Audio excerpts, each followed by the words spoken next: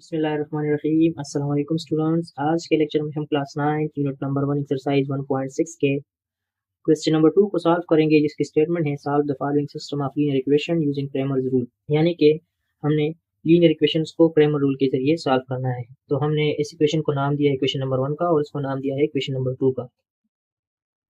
अच्छा, तो सबसे पहले हमने इन लीनियर इक्वेशंस को मैट्रिक्स की शक्ल में लिखना होगा। तो हम यहाँ पे लिखेंगे इन मैट्रिक्स फॉर्म।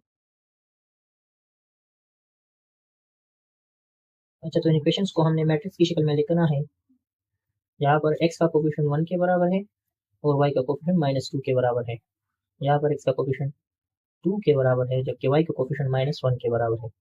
अब नेक्स्ट हमने इसके साथ x और y को लिखना है इज इक्वल टू 5 एंड 6।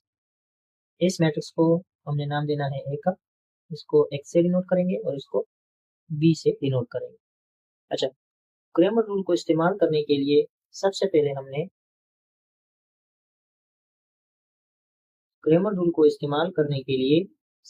हमने a का डिटर्मिनेंट फाइंड करना होता है। तो हम यहाँ पे लिखेंगे a डिटर्मिनेंट। ये हमारे पास a मैट्रिक्स है, तो इससे हमारे पास आएगा -2, 2 एंड -1। अब हमने इसका डिटर्मिनेंट फाइंड करना है। तो इसका डिटर्मिनेंट हमारे पास बराबर आएगा 1 मल्टीप्लाइड बाई -1, क्योंकि हमने 1 को इसके साथ मल्टीप्लाई करना होता है, -2 और -2 को आपस में मल्टीप्लाई करना होता है डिटर्मिनेंट फाइंड करने के लिए। तो इससे हमारे पास आता है -1 और यहाँ से हमारे पास आएगा +4, क्योंकि माइनस इंटू माइनस से हमारे पास आता है प्लस, और 2 और 2 को मल्टीप्लाई करेंगे तो इससे हमारे पास आएगा 4। 4 -1 से हमारे पास आएगा 3,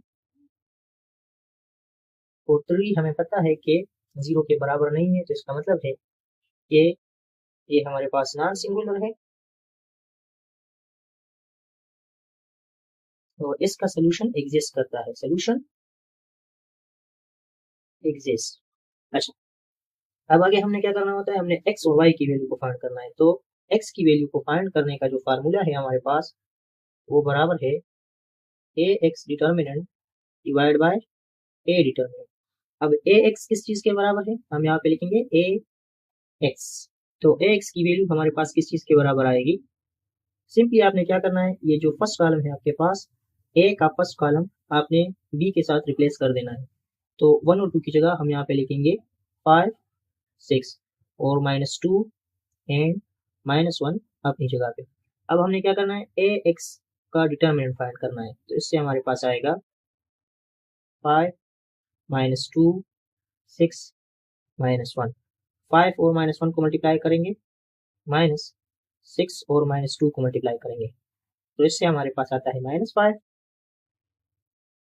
और यहाँ से हमारे पास आएगा माइनस इंटू माइनस प्लस। 6 और 2 को मल्टीप्लाई करेंगे तो इससे आएगा 12। अच्छा, 12 से 5 को सब्ट्रैक्ट करेंगे तो इससे हमारे पास आता है 7, यानी कि ax डिटर्मिनेंट की वैल्यू हमारे पास 7 के बराबर आ गई। अब हमने x की वैल्यू को फाइंड करना है। तो x की वैल्यू बराबर होती है ax determinant divide by a determinant. तो ax की वैल्यू हमारे पास 7 के बराबर है, तो हम यहाँ पे लिखेंगे 7, जबकि a डिटर्मिनेंट की वैल्यू हमारे पास 3 के बराबर है, तो हम यहाँ पे लिखेंगे 3। तो x की वैल्यू हमारे पास बराबर आ गई 7/3। अच्छा, नेक्स्ट हमने y की वैल्यू को फाइंड करना है। तो y की वैल्यू को फाइंड करने का जो फार्मूला है वो बराबर है ay determinant divide by a determinant. तो हमने यहाँ पे सबसे पहले ay को मालूम करना है। तो ay हमारे पास किस चीज़ के बराबर आएगा, ax को मालूम करने के लिए हमने फर्स्ट कॉलम को b के साथ रिप्लेस किया था। अब ay को मालूम करने के लिए हमने सेकंड कॉलम को b के साथ रिप्लेस करना है। तो 1 और 2 अपनी जगह पे आएगा, जबकि -2 और -1 की जगह हम लिखेंगे 5, 6। अब हमने क्या करना है, इसका डिटर्मिनेंट फाइंड करना है। तो ay डिटर्मिनेंट हमारे पास बराबर आएगा 1, 2, 5, 6। 1 और 6 को मल्टीप्लाई करेंगे, -2 और 5 को मल्टीप्लाई करेंगे, तो इससे हमारे पास आता है 6 -10, जो कि बराबर है -4। तो इसका मतलब है कि ay डिटर्मिनेंट हमारे पास बराबर आ गया -4 के। तो हमने क्या करना है, हमने y की वैल्यू को फाइंड करना है। तो y हमारे पास बराबर आएगा ay determinant divide by a determinant. तो ay की वैल्यू हमारे पास बराबर आई है -4 के, तो हम यहाँ पे लिखेंगे -4, जबकि a डिटर्मिनेंट की वैल्यू हमारे पास बराबर है 3 के। तो y की वैल्यू हमारे पास बराबर आ गई -4 डिवाइड बाय 3। तो x की वैल्यू हमारे पास बराबर आ गई 7/3 के। जबकि y की वैल्यू हमारे पास बराबर आ गई -4 डिवाइड बाय 3, जो कि हमारा रिक्वायर्ड आंसर है। अच्छा, नेक्स्ट हमारे पास है क्वेश्चन नंबर 2, जिसमें हमारे पास दो लीनियर इक्वेशन है और हमने इसको क्रेमर रूल के जरिए सॉल्व करना है। हमने क्या किया यहाँ पे, हमने इसको इक्वेशन नंबर 1 का नाम दे दिया और इसको नाम दे दिया इक्वेशन नंबर 2 का। अब हमने इसको मैट्रिक्स की शक्ल में लिखना है, तो हम यहाँ पे लिखेंगे इन मैट्रिक्स फॉर्म। x का कोफिशिएंट यहाँ पे 4 के बराबर है, जबकि y का कोफिशिएंट 3 के बराबर है। सिमिलरली x का कोफिशिएंट 1 के बराबर है और y का कोफिशिएंट -2 के बराबर है। यहाँ पे हम लिखेंगे xy और यहाँ से हमारे पास आएगा -2 एंड 5। इसको नाम देंगे a का, इसको x का और इसको b का। अब हमने इसको क्रेमर रूल के जरिए सॉल्व करना है। तो क्रेमर रूल के जरिए इस क्वेश्चन को सॉल्व करने के लिए सबसे पहले हमने a का डिटरमिनेंट फाइंड करना होता है। तो हम यहाँ पे लिखेंगे a डिटरमिनेंट, यहाँ पे 4 लिखा है, 3 1 -2, क्योंकि ये हमारे पास a मैट्रिक्स है।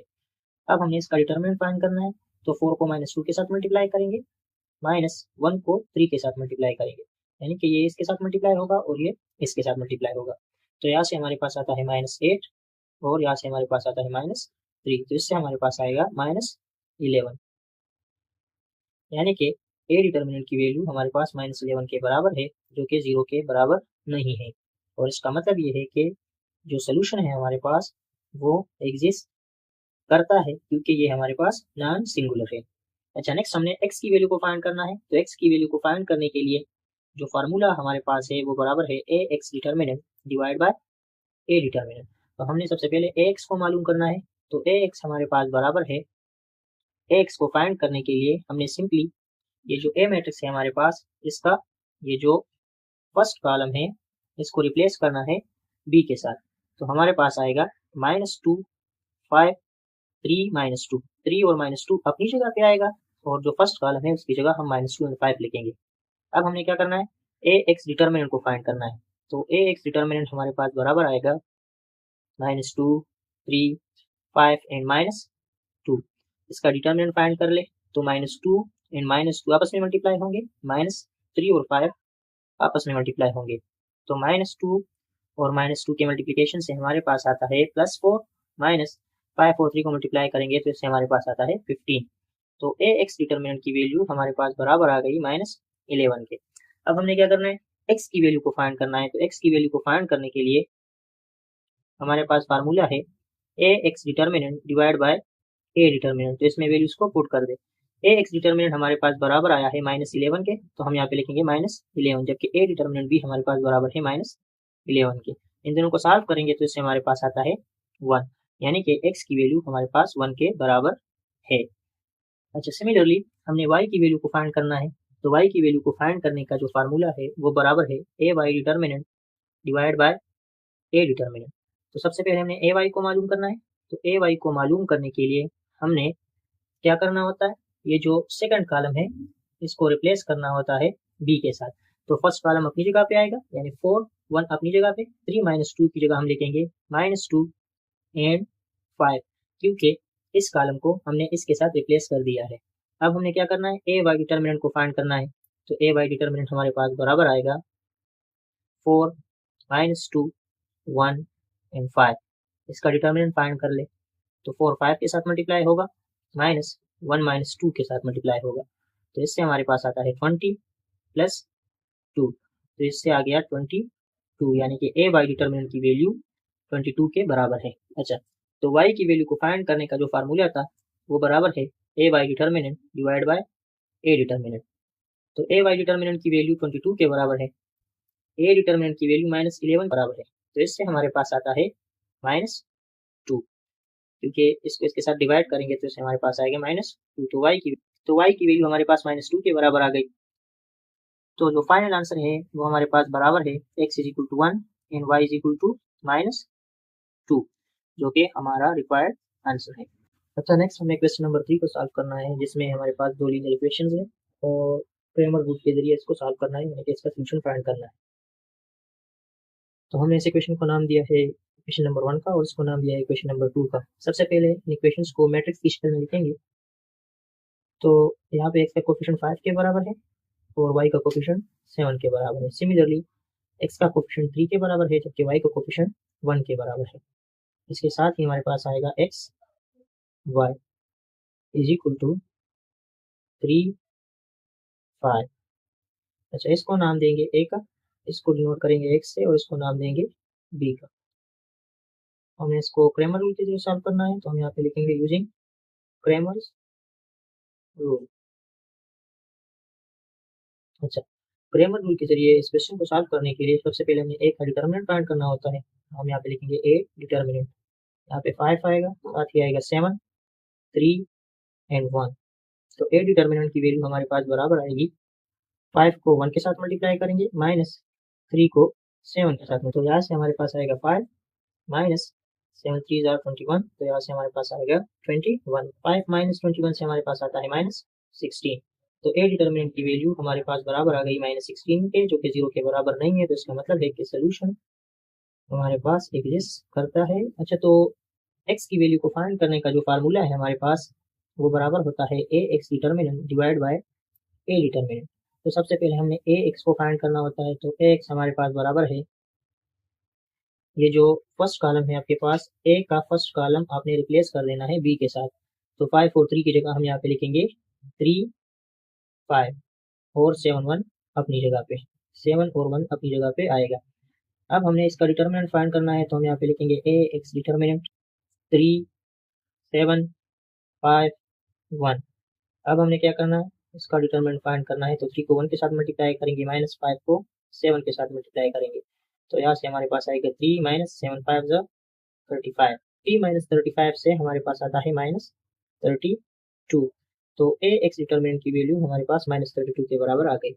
अब हमने एक्स की वैल्यू को फाइंड करना है, तो एक्स हमारे पास बराबर है A X determinant divide by A determinant. A X की वैल्यू है minus 32 divide by A determinant की वैल्यू है माइनस 16।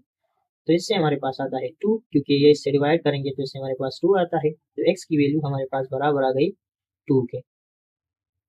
अच्छा, नेक्स्ट हमने y को फाइंड करना है, तो y को फाइंड करने का जो फार्मूला है वो बराबर है A Y determinant divide by A determinant.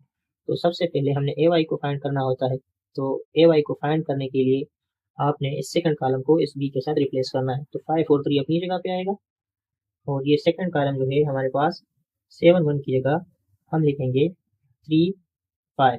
अब नेक्स्ट हमने ए वाई डिटरमिनेंट फाइंड करना है, तो ए वाई डिटरमिनेंट को फाइंड करने का जो तरीका है 5 3 3 5।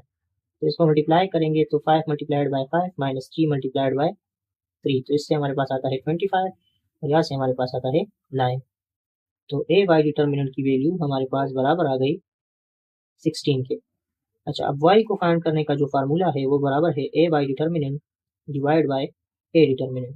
तो ए वाई की वैल्यू 16 के बराबर है, तो हम यहाँ पे लिखेंगे 16 डिवाइड बाय ए डिटरमिनेंट की वैल्यू माइनस 16 के बराबर है, तो हम यहाँ पे लिखेंगे माइनस 16। इन दोनों को सॉल्व करेंगे तो इससे हमारे पास आता है माइनस 1।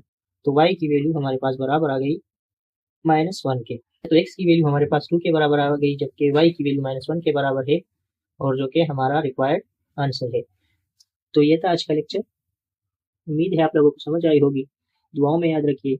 मिलेंगे एक नए लेक्चर के साथ, तब तक के लिए अल्लाह हाफिज़।